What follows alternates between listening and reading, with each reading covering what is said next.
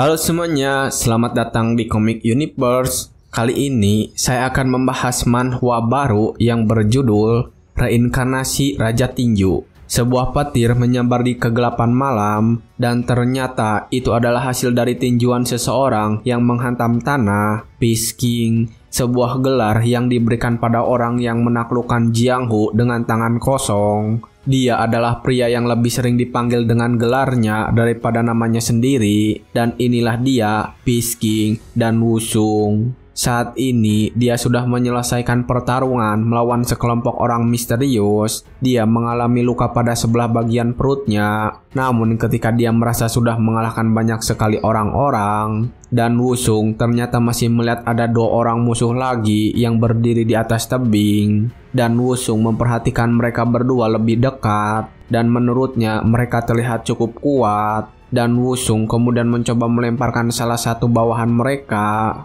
Ketika dilempar begitu, orang tersebut masih meminta tolong kepada pemimpin mereka, tapi orang itu tidak menolongnya. Orang tersebut malah menarik keluar pedangnya dan membelah bawahannya menjadi dua bagian. Dan Wusung akhirnya menyadari jika dia menebas rekannya tanpa ragu, bertarung dengan cara yang kotor, serta melihat dari simbol yang ada di pedangnya. Dan Wusung bertanya apakah mereka berdua berasal dari paksi Demonik. Orang yang memakai pedang itu kemudian turun memuji Peace King karena mampu bertahan dengan sangat lama. Namun ketika orang itu turun dan berbicara, Peace King memintanya untuk diam, mengatakan jika akan membunuhnya dalam 10 serangan. Dan ketika melihat Peace King yang sudah bersiap dengan kuda-kudanya, Sword Demon juga tidak mundur, mengatakan jika dia ingin melihat berapa lama Peace King bisa bersikap seperti itu. Sword Demon langsung menggunakan pedangnya mengeluarkan beberapa serangan sekaligus. Peace King kemudian langsung menghindari serangan-serangan itu dan bergerak mendekatinya sambil mempersiapkan sebuah pukulan. Saat sudah dekat, Peace King langsung menghantam musuhnya dengan pukulan yang dipenuhi energi petir. Dan sambil memberikan pukulan-pukulan itu, Peace King menghitung semua pukulannya. Namun ketika mencapai hitungan ke-6 dan seterusnya, Peace King merasakan keanehan. Dia merasa kalau seandainya tidak mengenai titik kelemahan musuhnya, Peace King merasa kalau ada yang menahan pergerakannya. Dan ketika pada pukulan yang ke-9, Peace King menyadari jika perempuan yang berada di atas tebing memang benar-benar sudah mengikatnya. Peace King bertanya-tanya kapan perempuan itu mulai mengikatnya. Namun ketika dia menyadari itu semua sudah terlambat, Sword Demon menggunakan kesempatan itu untuk menusuk tubuh Peace King menggunakan pedangnya.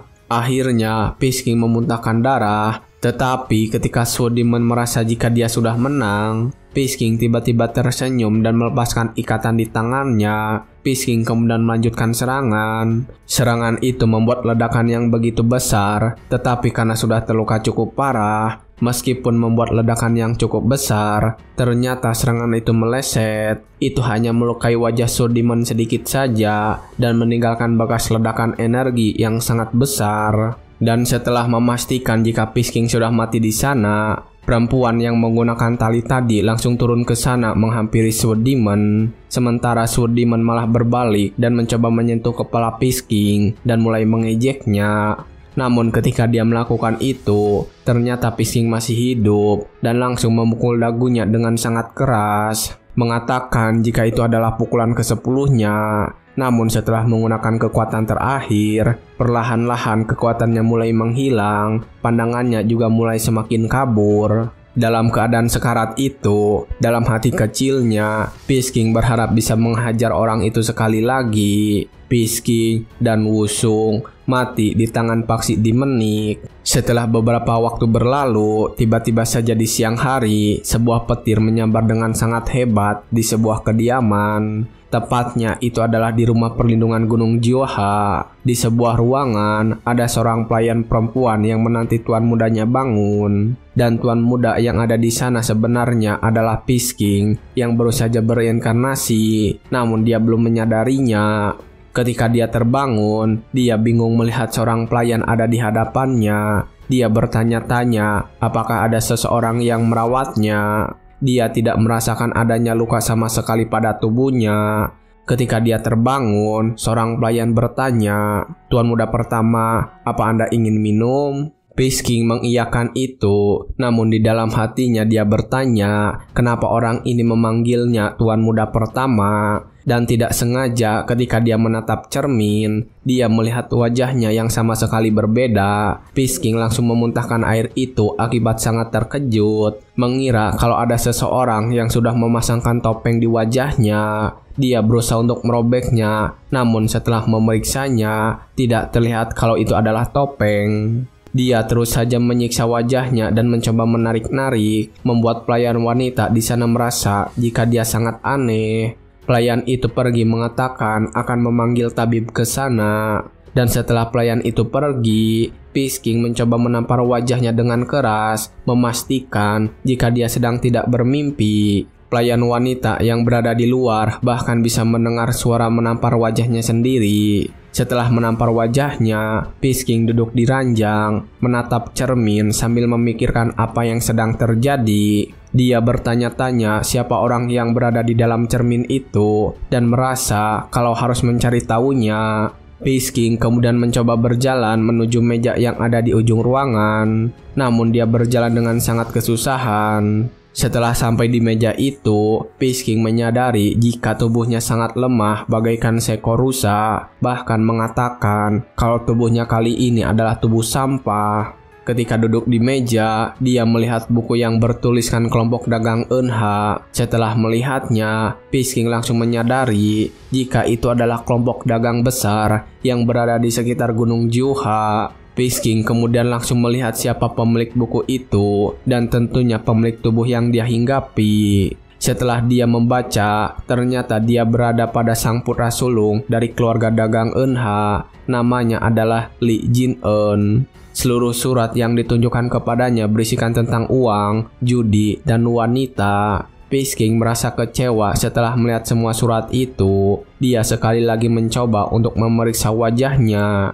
Namun dia menyadari kalau itu bukanlah topeng atau sebuah sihir. Bahkan tidak merasakan energi yang aneh di dalam tubuhnya. Barulah kali ini dia memikirkan tentang kemungkinan dirinya yang bereinkarnasi. Ketika dia sudah menganggap dirinya sedang gila, tiba-tiba seseorang masuk ke sana dari teriakan dengan keras memanggilnya, "Tuan Muda Pertama, apa Anda baik-baik saja?" Dan ternyata orang yang datang dengan mata berbinar ini adalah Gong Sun Myung, tabib pribadi Lee Jin-eun. Lee Jin-eun yang melihatnya begitu dekat merasa jijik dengannya, bertanya-tanya siapakah orang ini. Tabib itu kemudian meneteskan air mata mengatakan jika dia sangat khawatir kepadanya. Namun dia juga sedang memeriksa denyut nadi pada tangan Lee Jin-eun. Lee Jin-eun segera melepaskan tangannya mengatakan jika dia baik-baik saja dan jangan khawatir. Sang tabib kemudian menurutinya lalu membawakan makanan yang seperti biasa. Dia memanggil kedua pelayan untuk memasuki ruangan itu sambil membawa makanan yang sudah disiapkan. Lee Jin-eun bertanya apakah itu sup ayam. Tabib membenarkan mengatakan jika itu adalah makanan yang cocok untuk menyegarkan tubuhnya. Namun Lee Jin-eun yang sebenarnya adalah veteran dalam bela diri mengetahui apa jenis makanan itu. Wajahnya terlihat sangat kecewa, mengatakan jika tabib ini seorang bajingan. Sup ayam yang disebut sebagai sup dragon ponic mungkin cocok untuk orang sehat, tapi untuk orang sakit seperti Lee Jin-eun itu sama saja seperti racun. Peace King juga menyadari jika tabib itu memeriksa denyut nadinya diam-diam dan akhirnya menyadari kalau tabib itu adalah seorang pengkhianat. Sementara itu, tabib terus mengatakan sesuatu yang manis, mengatakan jika Lee Jin-eun terus makan makanan itu secara teratur, apakah dia akan bisa menghadiri kompetisi Dragon Ponic Martial.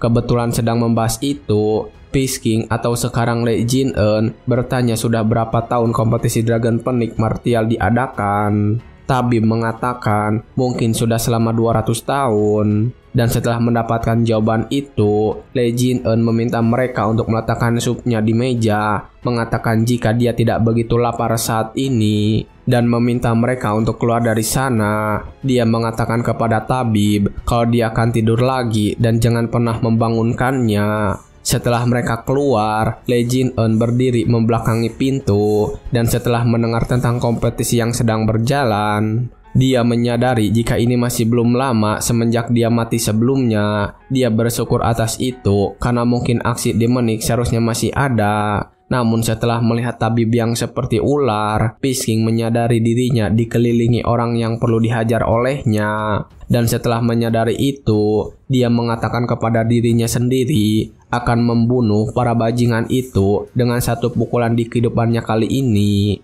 Beberapa hari kemudian, terjadi keributan di sebuah meja makan. Para pelayan sedang menyebutkan perubahan yang terjadi kepada Lee Jin-eun. Mereka sangat senang karena sekarang tuan muda mereka makan dengan lahap dan sangat banyak. Padahal sebelumnya mereka hanya melihat tuan muda mereka hanya memakan bubur.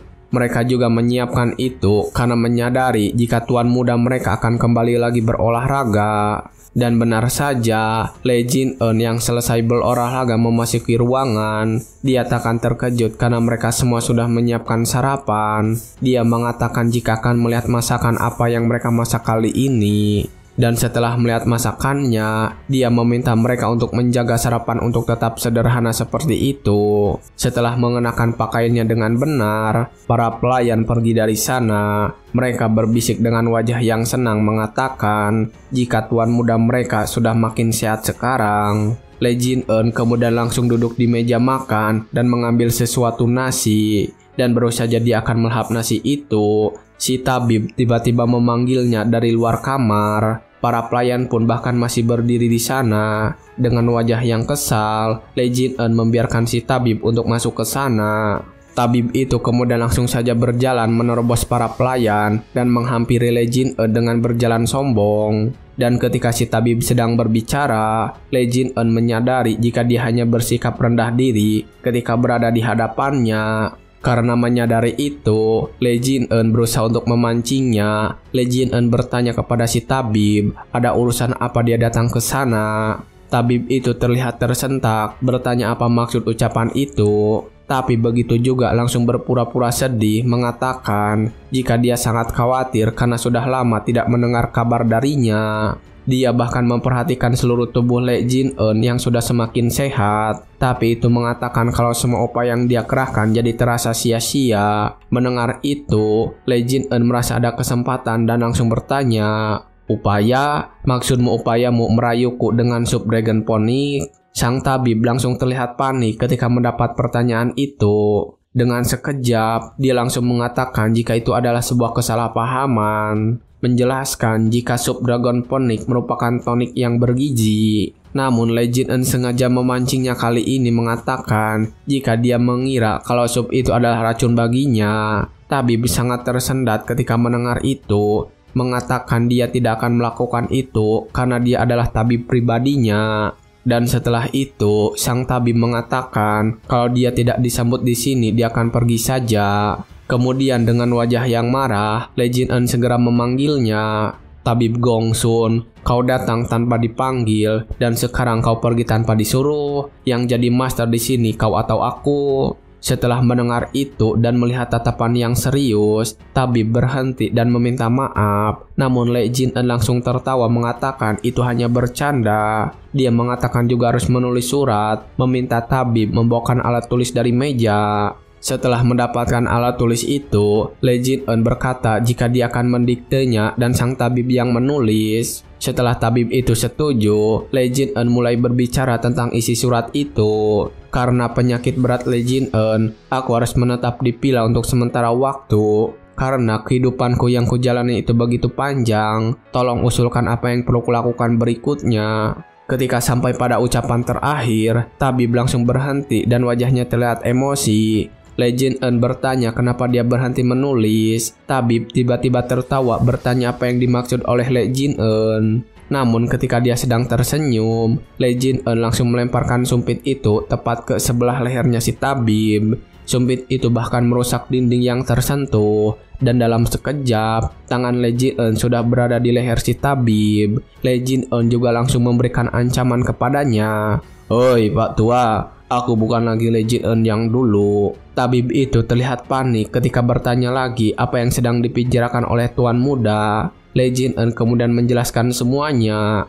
Pertama-tama, sup dragon tonic. Untuk orang yang sehat, itu mungkin merupakan tonik. Namun untuk orang yang sakit sepertiku, itu sama saja dengan racun. Tabib sepertimu seharusnya tahu soal itu. Kau sungguh berpikir aku takkan menyadari kau yang memeriksa denyut nadiku diam-diam saat aku tidak mati. Dan yang lebih penting, kau sama sekali tidak menyembunyikan niatmu untuk membunuhku. Jelas sekali kau tidak bertindak sendirian.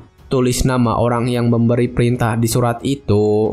Berpura-pura tidak bersalah. Sekali lagi tabib bertanya-tanya kenapa Lee Jin-eun melakukan semua itu. Bertanya bagaimana bisa dia mencurigai seorang pria baik seperti tabib. Namun setelah mengatakan itu, ekspresi tabib langsung berubah. Mengatakan jika berandalan seperti Lee Jin-eun ternyata masih memiliki kesadaran. Lee Jin-eun tidak kaget melihat itu, malah melanjutkan makannya. Mengatakan jika akhirnya sifat asli dirinya keluar juga. Tabib kemudian berbicara lagi jika dirinya tadi akan membiarkan Lee Jin-eun meninggal dengan penuh martabat. Namun karena sudah terlanjur gagal, tabib berencana untuk membunuh semua pelayan yang ada di sana. Dia juga sudah mengeluarkan sebuah jarum pada tangannya. Namun ketika akan melakukan itu, Lee Jin-eun bergerak lebih dulu dan langsung memukul tabib dengan sangat keras. Mengatakan jika ketika sedang berbicara dengannya, lawan bicaranya harus tetap fokus. Tapi setelah melakukan pukulan sekeras itu,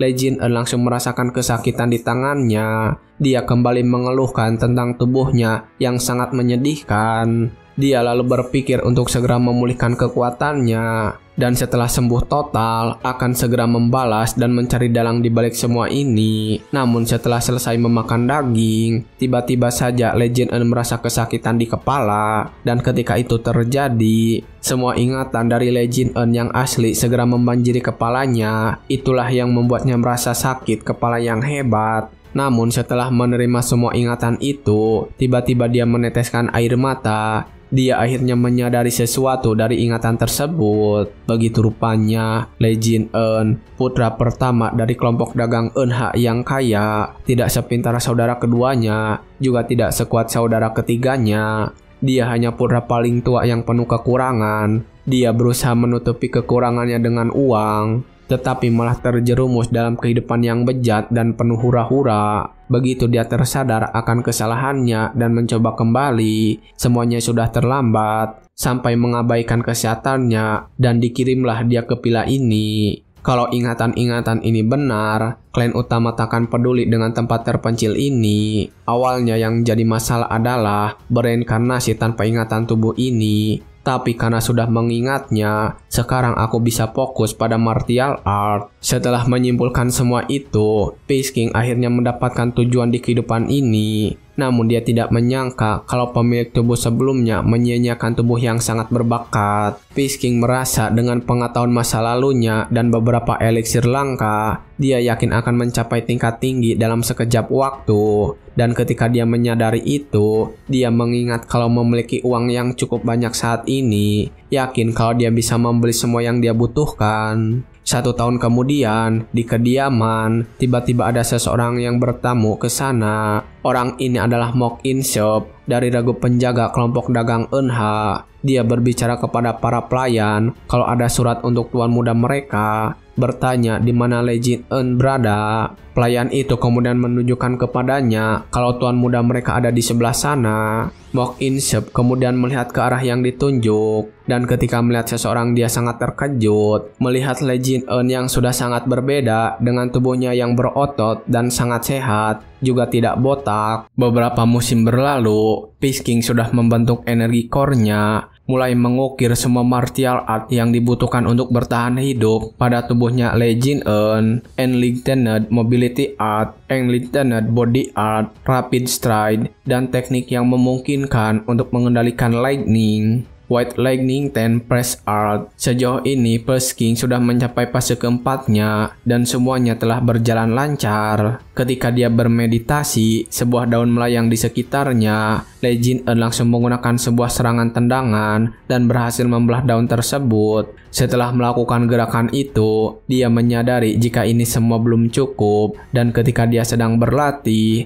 penjaga yang berada di depan gerbang masuk ke sana dan menyapanya. "Tuan Muda Jin Eun, lama tak jumpa. Saya Mok In Seop dari regu penjaga. Saya membawa pesan dari klan utama." Jin Eun langsung berdiri mendekati dan meminta untuk melihat surat itu. Namun ketika melihat Jin Eun, In Seop malah terpesona karenanya. Dia masih bertanya-tanya apakah ini adalah tuan muda yang dulu sakit-sakitan itu. Ketika dia sedang melamun begitu, Jin Eun mengatakan jika tangannya sudah pegal dan meminta surat itu. Akhirnya mereka berdua pindah ruangan dan Jin Eun sedang membaca suratnya. Setelah membacanya, Jin Eun mengerti akan isinya. Disebutkan kalau ayahnya jatuh pingsan, tetapi surat itu tidak menjelaskan sama sekali kenapa ayahnya jatuh sakit. In Seop terlihat menundukkan kepalanya ketika Jin Eun bertanya tentang alasan dibalik ayahnya yang jatuh sakit. Kemudian In Seop mulai bercerita tentang kejadian yang sebenarnya. In Seop mengatakan kalau itu kemungkinan besar karena klan Ouyang, karena upeti yang diminta untuk biaya perlindungan selama ini jumlahnya semakin besar dan menjadi tak tertahan lagi. Jin Eun kemudian bertanya apakah klan Ouyang sudah melakukan sesuatu hal yang pantas untuk menaikkan biayanya. In Seop segera meluapkan kekesalannya ketika mendengar pertanyaan itu, mengatakan jika tidak ada sama sekali sesuatu yang dilakukan oleh anjing-anjing klan Ouyang. Bahkan ketika sekte Little Deity mencoba memaksakan pajak perdagangan kepada grup Eunha, klan Ouyang hanya mengatakan akan bertemu dengan kelompok utama jika ada masalah yang serius dan mereka tidak melakukan apapun. Bahkan kapten penjaga grup Eunha tidak bisa protes karena Ouyang Hu ini. Ketika mendengar nama Ouyang Hu, Jin Eun merasa pernah mendengar nama itu karena di kehidupan yang sebelumnya nama itu juga cukup terkenal di Jianghu. Jin Eun langsung menyadari kalau grup dagang miliknya saat ini sedang ditindas oleh Ouyang Hu. Dan setelah mengetahui akar masalahnya, dengan percaya diri, Jin Eun mengatakan semuanya akan selesai jika dia mengatasi masalah dengan klan Ouyang. Namun ketika mendengar itu, In Seop mengatakan masalah yang lain lagi yang menyebabkan ayahnya jatuh sakit. Dia berbicara masalah sosial yang dikhawatirkan ayahnya adalah ketika ada pertarungan pedang antara tuan muda kedua dan ketiga. Setelah menyaksikan pertarungan mereka, ayahnya jatuh pingsan. Jin Eun terkejut ketika itu dan bertanya apakah ayahnya pingsan karena dia marah. In Seop membenarkan hal itu karena biasanya tuan muda kedua dan ketiga selalu akur. Jin Eun yang mendengar pertengkaran mereka tidak menyangka kalau mereka akan bertindak kasar seperti itu di depan ayahnya sendiri. Dan akhirnya Jin Eun memutuskan kalau dia akan bergerak untuk menyelesaikan masalah ini. Jin Eun langsung berdiri dan mengatakan kalau dia akan pergi sendiri ke kediaman utama. Sementara In Seop saat ini sudah berada di kantor penjaga kediaman utama. Dia menceritakan kepada teman-temannya kalau Jin Eun benar-benar sudah berubah total. Bahkan sudah menjadi martial art yang sempurna dengan tubuh yang kokoh dan luar biasa. Namun semua pernyataan itu malah ditertawakan. Teman-temannya tidak percaya dengan semua omong kosongnya. Mereka tetap menganggap kalau Jin Eun adalah seorang tuan muda tidak berguna, bahkan memberikan julukan kepadanya Master of Bedroom. Namun ketika mereka semua sedang bercanda, wakil kapten penjaga menjadi satu-satunya orang yang serius menerima kabar itu. Dia tersenyum ketika mendengar kabar kalau tuan muda Jin Eun sudah mendapatkan kesehatannya kembali. Penjaga ini memiliki nama Han Yeop, seorang wakil kapten regu penjaga kelompok dagang Eunha, mengatakan jika Jin Eun memang cocok menjadi seorang martial artist karena dari kecil sudah memiliki fisik yang bagus. Han Yeop lalu bertanya kapan tuan muda Jin Eun berencana untuk kembali ke sini. Namun ketika In Seop akan memberitahunya, tiba-tiba di luar ada seseorang yang berteriak kalau tuan muda Jin Eun telah tiba di sana. Mendengar nama itu, Han Yeop langsung mengajak anggotanya untuk pergi menyambut tuan muda mereka. Namun kebanyakan dari anggotanya mengeluh dan tidak mau menyambut Jin Eun. Han Yeop yang mendengar itu langsung memarahi mereka, mengatakan jangan lupa siapa yang memberi mereka makan selama ini dan meminta mereka untuk bergerak sekarang juga. Sementara saat ini, Jin Eun sedang berdiri di depan pintu masuk. Dia sedang mengagumi kemegahan dari kediaman utama. Setelah menyaksikan seberapa hebatnya keluarga Le Jin Eun ini, dia langsung meminta kedua pelayan perempuannya untuk beristirahat, mengatakan jika dirinya akan langsung bertemu dengan ayahnya Jin Eun juga langsung memasuki kediaman itu. Namun sepanjang perjalanan, dia bertanya-tanya kenapa tidak ada satupun orang yang menyambutnya. Tapi baru saja mengatakan itu, kelompok regu penjaga tiba-tiba datang ke sana dan menyambutnya dengan hormat senjata. Dan Han Yeop menundukkan kepalanya serta memberikan ucapan, "Selamat atas kembalinya Anda dengan aman, Tuan Muda Jin Eun. Saya wakil kapten regu penjaga Han Yeop. Anda hampir tidak bisa dikenali. Saya bersyukur Anda terlihat bugar." Namun ketika dia sedang melakukan itu, beberapa bawahannya terlihat sedih karena pada kehidupan sebelumnya, Jin Eun selalu saja meremehkan wakil kapten mereka. Mereka takut kalau wakil kapten mereka akan diabaikan lagi. Namun kali ini berbeda, karena yang berada di dalam tubuh tuan muda mereka adalah Sang Peace King. Jin Eun kemudian memberikan salam yang benar dan memberikan terima kasih kepada mereka. Ini adalah sambutan yang cukup meriah bagi seseorang pembuat masalah. Terima kasih semuanya. Seluruh anggota regu penjaga terlihat terkejut ketika Jin Eun menjawab salam mereka. Mereka semakin terkejut ketika sadar jika Jin Eun juga berterima kasih kepada mereka. Sementara saat itu yang tetap sadar adalah In Seop. Mereka akhirnya sadar kalau mereka melihat Jin Eun sangat berbeda sekarang, membuat mereka semua merasa seperti berada di rumah orang asing. Mengatakan jika Jin Eun tidak terlihat seperti musuh, malahan terlihat seperti seorang rekan. Saat ini Jin Eun sedang bersama Han Yeop berjalan menuju ruangan ayahnya yang sedang sakit. Namun sesampainya di depan kamar ayahnya, ketika dia sedang mengobrol dengan Han Yeop, tuan muda ketiga datang ke sana dan langsung menyapa Jin Eun dengan nada mengejek. Wah, lihat siapa ini? Bukankah ini si mesum Jin Eun? Orang ini adalah putra ketiga kelompok dagang Eunha, Lee Ja-eun, dan ini adalah adik terkecilnya Jin Eun. Ketika adiknya sedang mencoba mengejeknya, Jin Eun hanya diam saja dan menatapnya dengan tenang.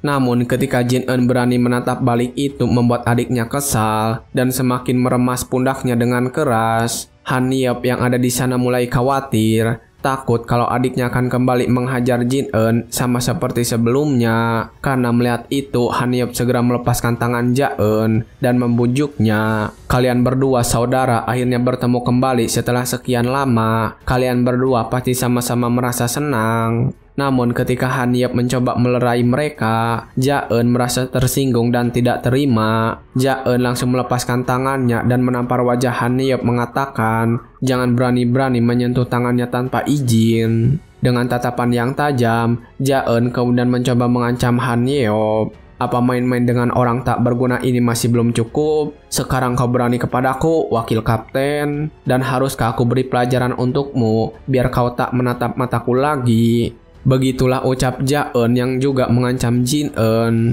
Jin Eun akhirnya bergerak kali ini. Dia memanggil nama adiknya sambil mengelus pipinya. Kemudian dalam sekejap, Jin Eun langsung memukul wajah adiknya dengan sangat keras sampai terjatuh ke lantai.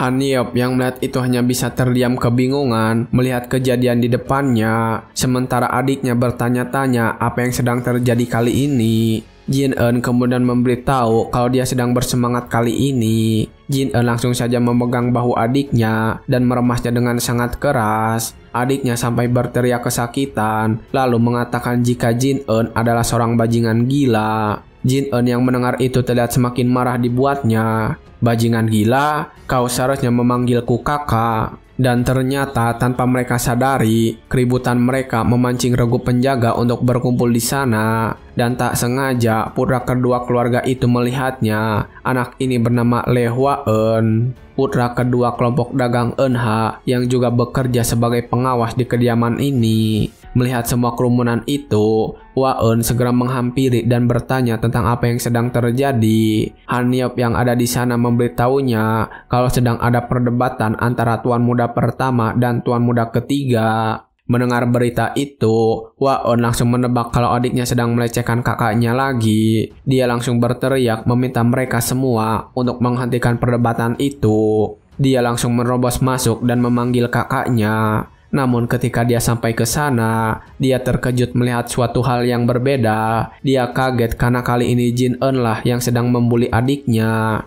Akhirnya setelah mereka bertiga berkumpul, mereka pindah ruangan ke sebelah. Hwa-eun terlihat duduk dan mengawasi mereka berdua yang masih bertengkar. Sambil meminum minumannya, Hua-eun mengungkapkan kalau dirinya bersyukur melihat kakaknya baik-baik saja. Jin-eun mengatakan kalau dia sehat-sehat saja dan bertanya apakah saudara ketiga yang melakukan itu pada tangannya. Hua-eun langsung saja menutupi luka itu, mengatakan itu bukan masalah besar. Namun berbeda dengannya, Jin-eun kembali menampar saudara ketiganya dengan sangat keras. Dia juga memarahinya untuk jangan mengayunkan pedangnya ke arah kakaknya jika tidak ingin dihajar lagi. Jin-eun terus memukulinya sambil memarahinya, dan setelah beberapa saat, terlihat Ja-eun wajahnya sudah sangat babak belur. Saat itu dia merasa terhina karena dihajar oleh orang yang dulunya sangat lemah. Berbeda dengan Hua-eun, dia terlihat tersenyum dan merasa lega karena Jin-eun memang sudah benar-benar berubah sekarang.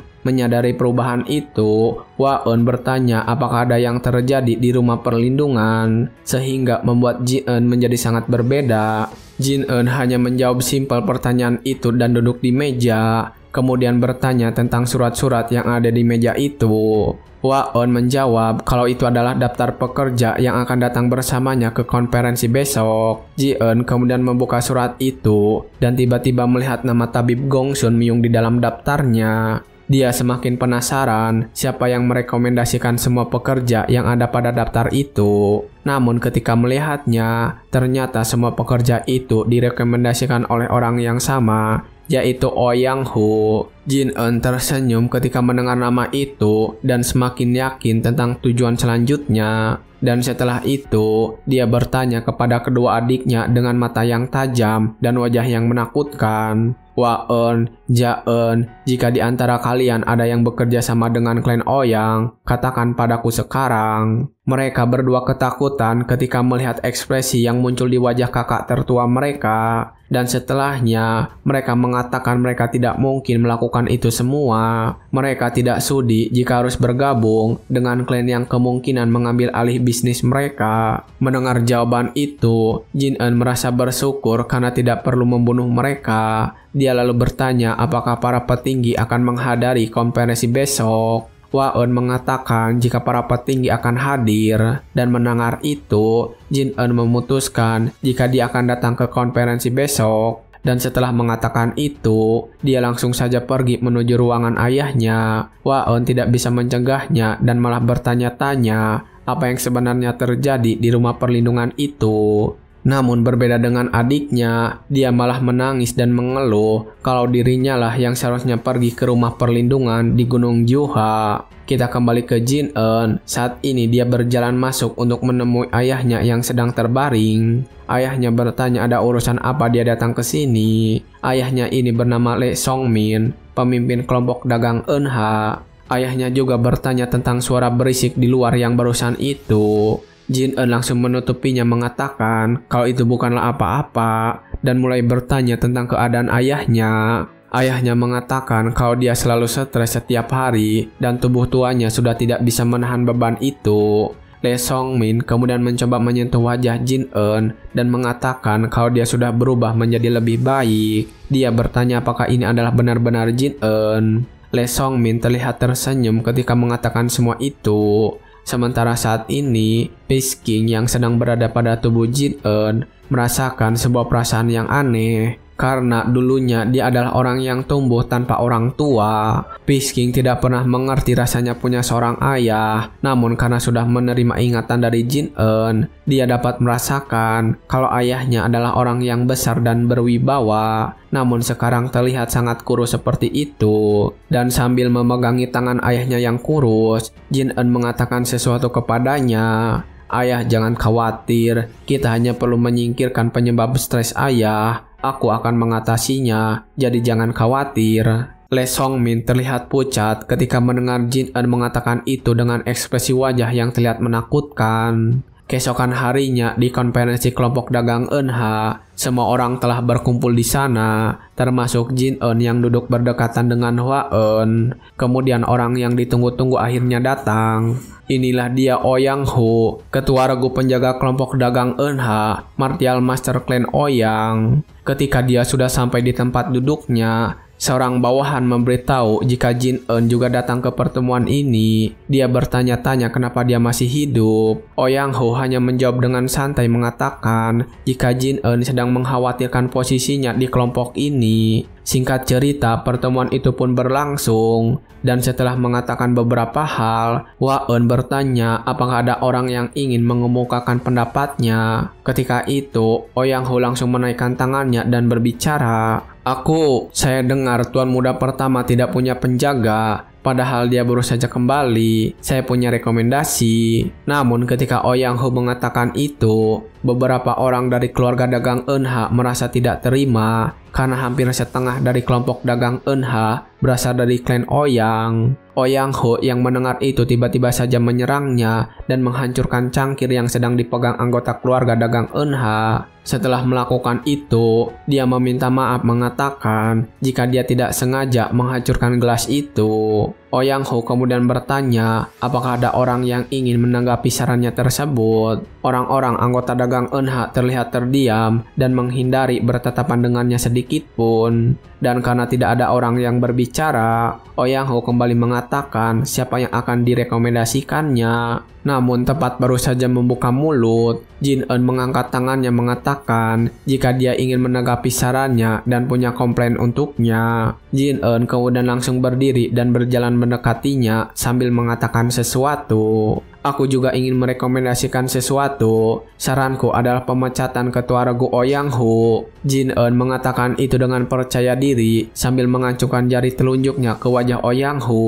Semua orang terkejut ketika mendengar itu. Orang-orang dari anggota dagang Eunha terlihat kaget ketakutan. Sementara orang-orang dari klan Ouyang malah menganggap itu sebuah candaan bagi mereka dan mentertawakannya dengan keras. Oh Yang Ho sendiri juga tertawa dan bertanya apakah benar-benar ingin memecatnya. Anda ingin memecatku? Anda pasti hilang ingatan karena terlalu lama terbaring di kasur. Tapi itu bukan sesuatu yang pantas Anda katakan. Jin Eun merasa tersinggung ketika dia mendengar itu. Jin Eun tersenyum kemudian mengepalkan tangannya. Lalu tanpa aba-aba, Jin Eun langsung menghancurkan meja yang ada di depannya dengan sangat kuat. Dia juga langsung mengacam Oh Yang Ho saat itu juga. Kau pasti lupa karena kau mulai mendapat beberapa pengaruh. Tapi kelompok dagang Eunha itu milikku. Jin Eun mengatakan itu dengan wajah yang sangat serius.